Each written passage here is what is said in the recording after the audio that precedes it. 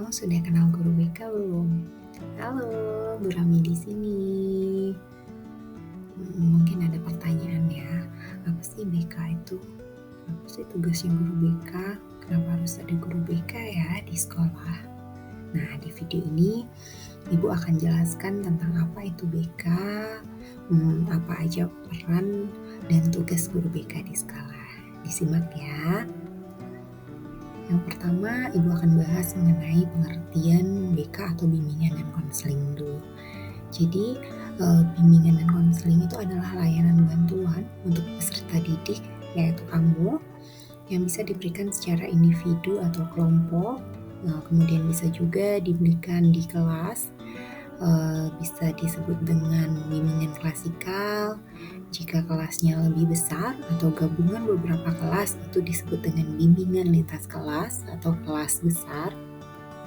Kemudian ada juga layanan konsultasi, layanan kolaborasi, layanan alih tangan kasus. Nah, ini biasanya alih tangan kasus jika membutuhkan bantuan ahli seperti psikolog atau kepolisian. Ada juga layanan kunjungan rumah. Ini biasanya dilakukan guru BK jika membutuhkan kumpulan data yang lebih untuk menyelesaikan masalah yang kamu hadapi. Ada layanan advokasi, konferensi kasus, dan layanan peminatan. Pada layanan peminatan, guru BK akan memberikan berupa tes seperti tes bakat dan minat gitu. Jika tadi Ibu sudah menjelaskan tentang apa itu BK, pengertiannya, kemudian ada juga jenis layanannya. Sekarang Ibu akan bahas tentang bidang layanan di bimbingan dan konseling. Ada 4 bidang, yaitu bidang pribadi, bidang sosial, belajar, dan karir. Yang pertama itu pada bidang layanan pribadi dulu. Nah, di bidang pribadi ini, guru BK akan membantu kamu untuk mengenali dan memahami potensi yang kamu miliki, sehingga kamu bisa menjadi pribadi yang lebih semangat, lebih produktif, lebih mandiri gitu. Jadi minim baper dan minim galau-galau klub ya. Boleh aja galau, boleh aja sedih, atau ada emosi lainnya, cuman dipilih untuk sebentar saja sedihnya. Lebih baik waktumu yang berharga itu digunakan untuk kegiatan positif, misalnya hobi atau pengembangan diri lainnya. Yang kedua ada BK sosial. Di BK sosial ini, guru BK biasanya mengajarkan kamu untuk bagaimana berinteraksi dengan orang lain, atau kalau di sekolah dengan sebaya juga bisa. Jikapun kamu memiliki konflik pergaulan, kemudian masalah dalam adaptasi, guru BK dapat membantu ya dalam hal itu.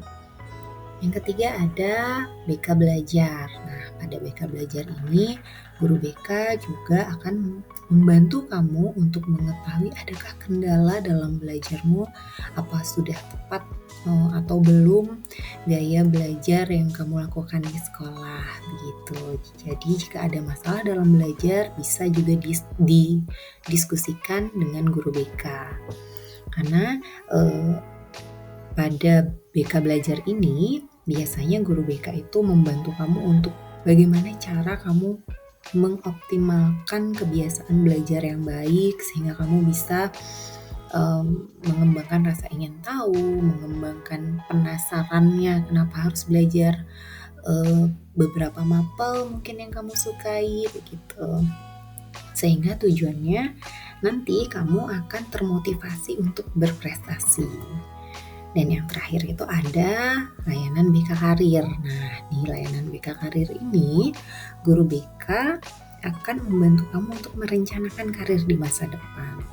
Dalam hal ini, guru BK akan membantu kamu untuk meningkatkan kemandirian, rasa percaya diri, kemudian bagaimana kamu dapat mengambil keputusan dengan tepat, begitu.